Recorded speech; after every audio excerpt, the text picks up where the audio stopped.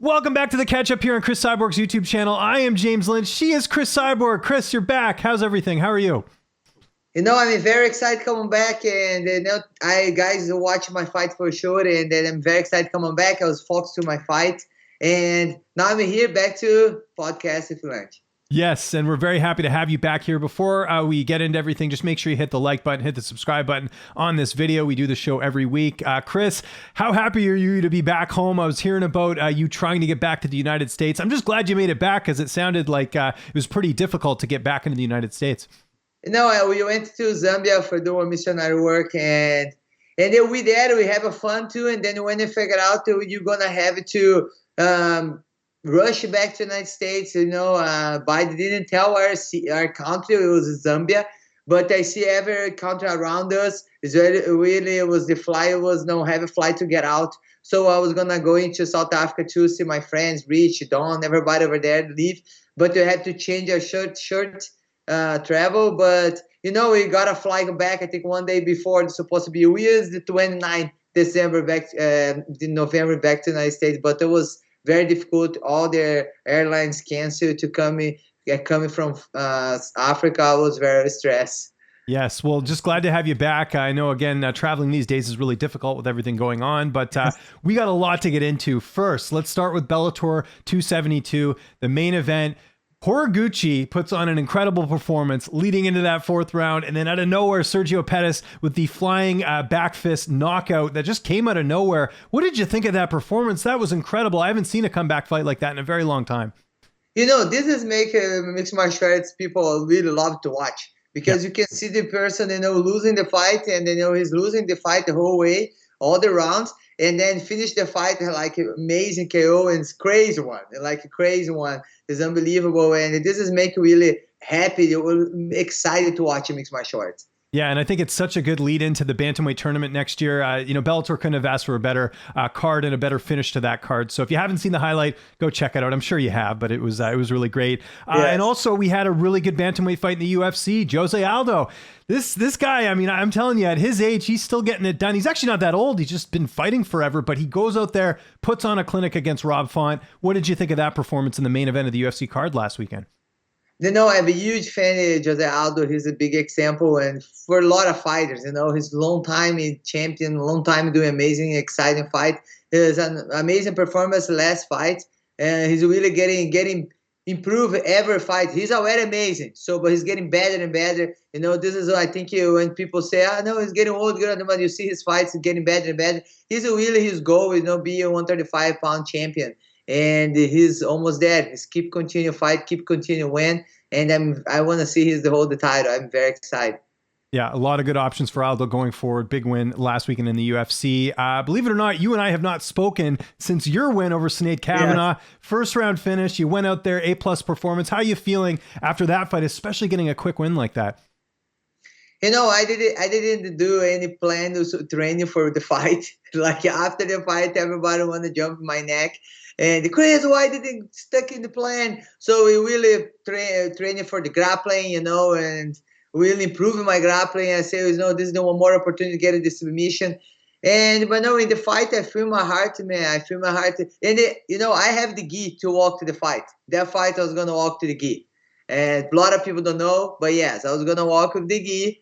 And I felt my heart before I come to the fight. I told my team, man, I'm not gonna put the gi. And then everybody look at me, what? Say, I'm not going to put the gi. And when I walk to the fight, I feel my heart, man. Finish the fight, the way I was supposed to finish. But we have different plan. But it works well, and I'm very happy to the win. And thanks, Sinead. She's a real fighter, too. And a very dangerous fighter, too. And I'm excited for the win. Yes, very incredible victory. I would imagine Cat Zingano's next. I know nothing's official, but that's a fight that seems like it's got to happen after your last performance, especially the way you finished that fight. I never choose my opponent, but I call her out before, and I believe this fight come close to happen. She beating all the girls too in her division. She's coming from a lot of wins. And I'm excited. She's a big name, huge name. Is going to be good for featherweights in the division, and I'm really happy. She's probably next in the line. Yeah, we'll keep tabs on that. I know Bellator's kind of making their schedule for next year, so we'll see what happens there. Another name that we talk about here a lot, and there's been some talk of her potentially landing somewhere, is Kayla Harrison. Of course, she's a free agent right now. Will she go to the UFC? Will she stay with PFL? Will she go to Bellator? What do you think of Kayla right now being a free agent and the potential of her coming to Bellator? No, she's welcome to come to Bellator. It's going to be an amazing fight there. She's went there too. She's over there on my fight. And I told her, man, welcome to my house. You are welcome. For sure. Have you actually met Kayla in person? Like, I know she was at the fights, but did you actually meet her? I think the first time I saw her, I think it was I'm not sure if I see her before, but I'm sure I say hi to her after my fight, the last fight. Yeah, yes. That makes sense. And what do you make of the UFC kind of seeming like they're not interested? I mean, Kayla's been putting on these incredible performances in the UFCs, almost telling her to prove a bit more. What did you make of that? I'm sure you'd love to have Kayla in Bellator, but at the same time, it seems a little odd the UFC's not that interested. You know, if you think about this, I think it's about pay. I think it's really the shoes is about pay the fighters. You see a lot of people make a lot of money. Who's making a lot of money? UFC, no UFC anymore. Then release it then. I believe they have on budge and they have to continue the budge. And Kayla getting paid very good in PFL. I don't think she's gonna change for that for not getting paid. And it's the reason why I think every fighter is supposed to get paid good and think about the future, the retirement, everything. So I think probably is because this. I think she's a great fighter too, and she needs the opportunity. But I believe the pay is you have to think about the future too. Yeah, no, I agree with that. I got to ask though, Cris, if she was to come to Bellator, how would a fight between you and her go? I'm sure you've thought about it before, how that fight would play out. It's going to be a great fight. She's a judo champion and she's been doing a lot of fights and she's coming from a lot of victory. I love challenge myself and that would be a great fight. I also can fight 155 too. I believe she's doing good in 155. And I love how you keep the division 55 because in one of my fights, like with everybody, it's like make more division for women's MMA. And then keep it 155, 145, 135, 125. It's nice because I have a lot of women, and I think it's important to have a lot of division like the men's have a lot of divisions.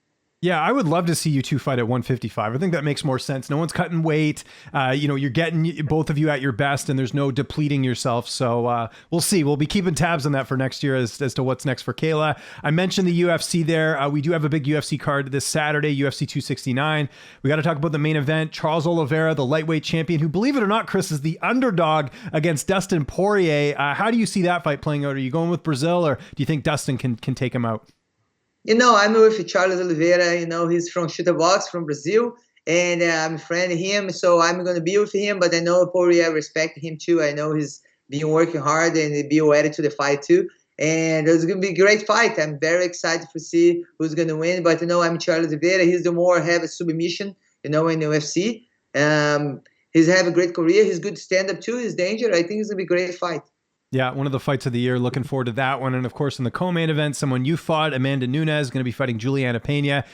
Nunes, as she usually is a big favorite going into this fight. How do you think that plays out with her and Julianna Pena? No, I respect Julianna Pena. She's a danger opponent. If you see her, her career. And I see too, the girls beat Amanda Nunes is no better than Julianna Pena. You'll never know. I think Julianna Pena have the opportunity to maybe beat Amanda Nunes. I think Amanda Nunes lost for some girls, no same level to Julianna Pena, but the style make the fight happen, and I'm very excited to see the fight. What do you make of Amanda fighting at bantamweight? Because her last couple fights have been at 145. The last time she fought at bantamweight, believe it or not, it was almost 2 years ago. It was December 2019. Do you think that'll play a role in the fight at all? Because Amanda does cut a lot of weight. It's different. I don't know how she can do, back and forth. Eventually, it's not going to be good for her body, I don't know how's her cut, how she's hard she's cut, but this is her team maybe been planned out to be good, for her. Yeah, we'll have to see how that goes. Okay, before we get out of here, we got to do our Portuguese saying of the week. It's been forever since we've done this. I figured since we were talking about traveling off the top, how would I say I'm going on an airplane? How would I say that in Portuguese? Eu vou para o avião. O avião. Okay. Avião. Eu vou para o avião. Eva por um avião? Is that how you say it? Diferente. Different. I go, vou pegar Yeah. avião. Avião. Vou Vou pegar pegar avião. avião. Cool. I think I got it. I think that's good because if I'm going traveling, I need to let people know where I'm going. You know, these things are important. Flight. Yes. Yes, exactly. You got it. Before we get out of here, we always got to plug the premium service. It's just such good value if you're a fan of Chris's. CrisCyborg.com. You sign up. You can use Bitcoin. That's the great thing, too. There's a lot of ways you can pay, but we've got the Q&As. We've got the premium content that you're not going to find on this channel. What are some other things going on in the channel right now or on the premium service right now for CrisCyborg.com? You know, we have every Saturday morning, we have their event. You know, I do event Cyber Nation in Brazil, and then every Saturday, you know, upload, put the fights in the event happen. So I'm actually going to Brazil now, and they go to our event. It's going to be December 18th, and it's very nice. I'm very happy to the event, and a lot of people come from there for another big event. You know, we have a big platform, and very excited. So every Thursday we have Techniques Thursday. You know, if you be our Prime service, a Prime membership, you know, is gonna have the techniques, and the people really loving me, Gabi, you know, doing the techniques is very cool Thursday. And you're gonna have the meeting together. It's gonna be December 14, 6 p.m. Pacific time. We're gonna be together. You come in and you make questions and you share the what are you doing in your life now. So there you go. That's 6 p.m. Pacific time, 9 p.m. Eastern time. If you're looking to go to the Q&A, Cris just mentioned there. It's going to be great. And Cris, this is going to be our last show before the new year because I know you're going to be away. I think we'll still be doing the show in the interim. So if I don't talk to you, have a great holiday season. If there's anything you want to tell our audience before we get up here, I'll give you the last word.